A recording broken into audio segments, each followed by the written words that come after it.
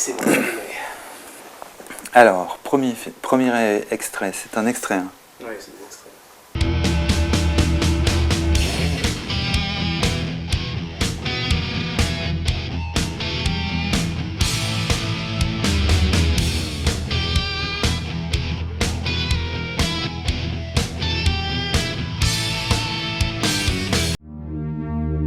J'ai jamais fait de film ou d'opération s'il n'y avait pas quelque chose de plus, une relation entre les êtres humains qui fait la différence.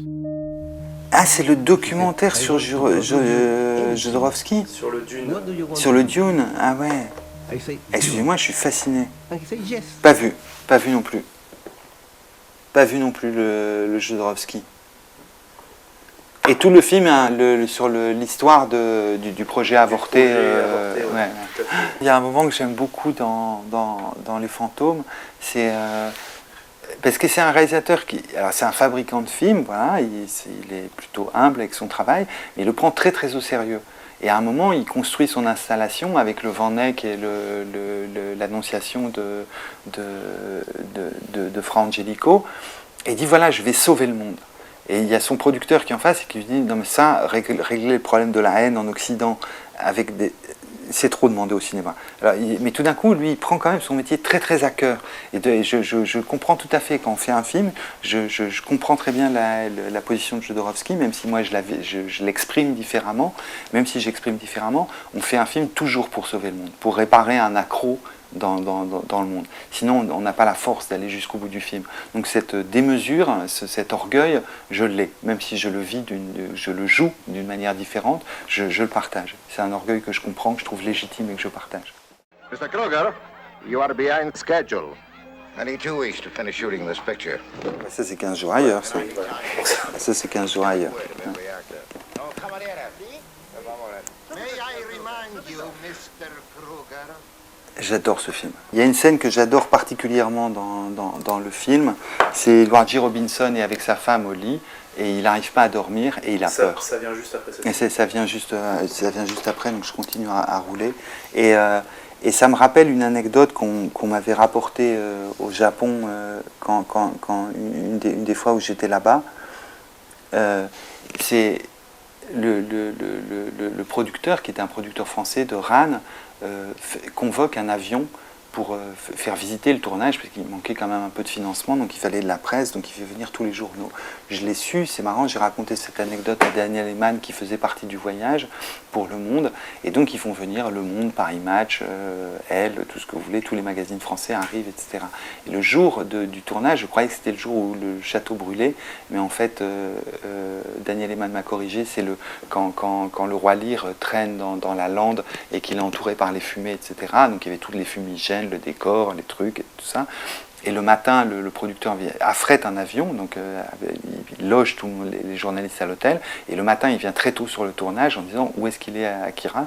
Et le fils Kurosawa, qui était assistant, dit il a disparu. Il a disparu, il n'est pas là. Ça vient, le projet de la fuite vient vraiment de là. Et à ce moment-là, il dit mais où est-ce qu'il peut être? Et il dit bon, on va chez maman. Et ils prennent la voiture avec le producteur, ils arrivent. Et le fils Kurosawa rentre dans la chambre des parents, et sur le tatami, en dessous d'une couverture, il s'approche près de son père et il dit mais qu'est-ce qui se passe, pourquoi tu n'es pas sur le tournage? Et son père lui répond j'ai peur. Et ça, je trouve ça sublime, quoi. Le Kurosawa arrivait à une telle maturité, tout ça, et cette peur, cette terreur du tournage la veille, c'est ce qu'on voit magnifiquement filmé dans le film de Mignelli. You say do a pickup, but Because the first moment, is no more, Russell. yeah, that's fine. Okay, so Do you Marty mind then. starting from the second thing? Because I want it to be a separate. Ça, c'est Abel Ferrara. Et je ne sais plus le titre de ce Abel Ferrara que j'aime bien. En français, ça s'appelle Snake Eyes. Snake Eyes, oui, c'est ça. Je regarde parce que c'est admirablement filmé.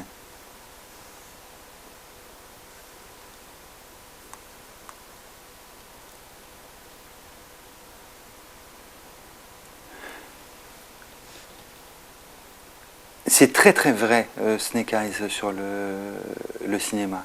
C'est un des rares films où on voit, j'adore 15 jours ailleurs, mais 15 jours ailleurs, le cinéma a tellement changé que c'est une époque classique et c'est la planète Mars pour moi, puisque c'est des codes, tout est différent, quoi. C'est pas la même activité, j'ai pas le même travail que Robinson, c'est pas le même monde, quoi. Et quand on regarde Snake Eyes, c'est très très proche de ce que c'est le cinéma, de ce que c'est le rapport aux acteurs, de ce que c'est diriger un plan, etc. C'est extrêmement fidèle. Mais de toute façon, il a toujours, Ferrara, un rapport très documentaire, très vrai, quoi, au monde, quoi, ce qu'il raconte, même si c'est de la fiction délirante, même s'il exacerbe tous les sentiments, en même temps, il y a une trace documentaire qui est admirable chez lui. Non, j'adore ce film. Do you want to have some? Are you joking? No, I'm not joking. Do you want? Yes, You know, please. Mireille did it, so it's... Ah, re-Olivier Irma Vep. Irma Vep, c'est marrant, hein, c'est un film, c'est vous qui me le remettez à l'esprit. Évidemment que c'est une inspiration pour les fantômes, avec ces bouts le fait que le réalisateur fasse du cinéma de genre, la présence de Léo. C'est un de ces films, c'est vraiment un des 4 ou 5 films de lui que j'aime le plus. S'il y a une liberté, un plaisir de virtuosité entier et tout ça. J'aime énormément le dernier film d'Olivier, Personal Shopper, où la mise en scène m'éblouit plus encore que la mise en scène de Irma Vep. Mais Irma Vep, tout respire, tout était sous l'ordre de l'évidence. Puis il y a la confrontation avec l'actrice, qui est avec Maggie Cheung, qui est magnifique et qui tout prend. Tout prend, quoi. C'est un film béni par la grâce, et voilà, c'est respect total. Je parlais de la vérité documentaire chez Ferrara, mais là, la vérité documentaire, elle est... Mais en même temps, c'est pas vrai, parce qu'il y a des scènes très fantasques, comme ça, quand on voit le réalisateur, les assistants qui viennent, et lui qui explique ses trucs sur Fantomas, etc. C'est de la fiction, hein, c'est de la fiction. Mais c'est une fiction très très documentée, quoi. Puis tous les acteurs sont... Là, je regarde le ballet du plan séquence que vous montrez, et tout ça. C'est vraiment très très fort, quoi. C'est très très fort.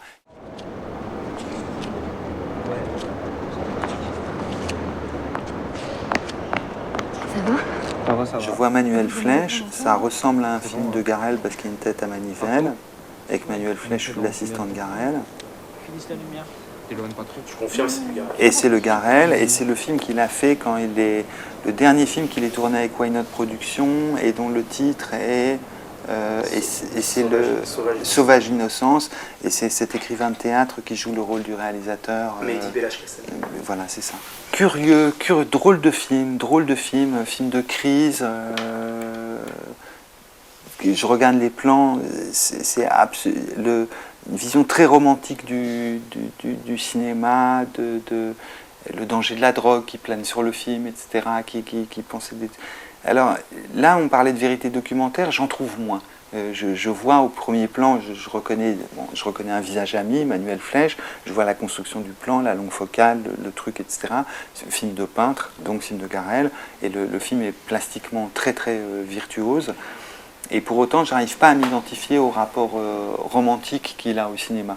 J'ai un rapport plus romanesque au cinéma, et il me semble qu'il y a plus de romans dans le film de Ferrara ou dans le film de Assayas que dans le film de Philippe, où il voit la création avec un œil romantique, presque 19e-iste, comme ça, auquel je n'arrive pas complètement à m'identifier. Pour moi, c'est un très beau film, et c'est un film de crise. Dans l'autre film qu'il avait tourné, où il me semble bien que le personnage était réalisateur et qu'il était joué par Jean-Pierre Léaud. Et La naissance de l'amour. La naissance de Je crois l'amour. qu'il est écrivain dedans.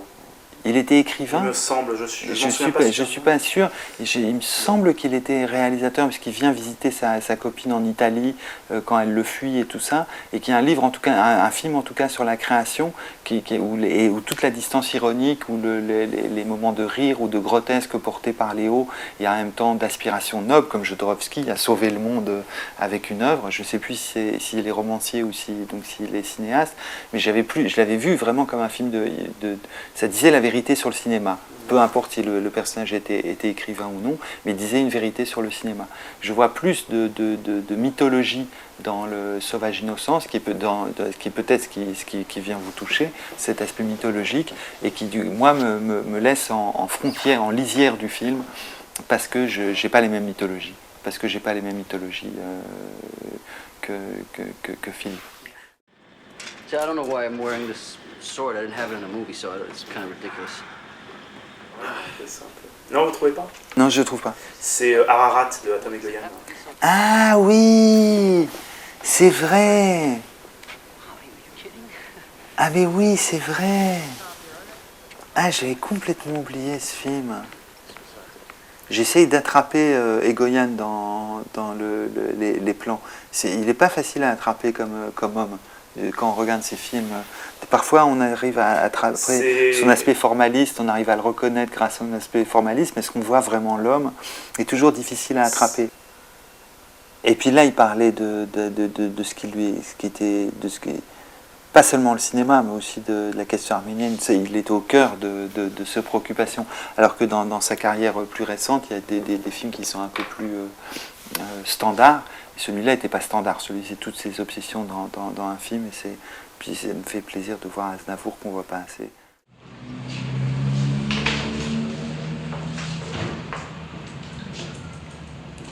J'ai pas eu la chance d'être